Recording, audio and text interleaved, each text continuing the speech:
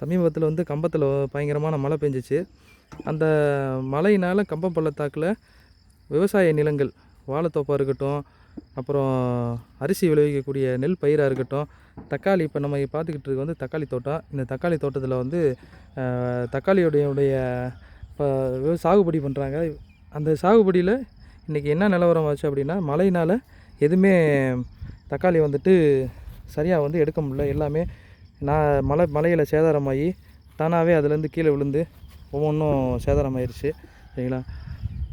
விவசாயிகளுடைய நிலைமை வந்து கொஞ்சம் கவலைக்கிடமாக இருக்குது. இதுக்கு அரசாங்கம் வந்து உரிய இழப்பீடு வழங்கினா ரொம்ப நல்லாயிருக்கும். நீங்கள் பார்த்துக்கிட்டு இருக்கிறது வந்து தக்காளி தோட்டம். முழுசுமே தக்காளி தோட்டம் தான்.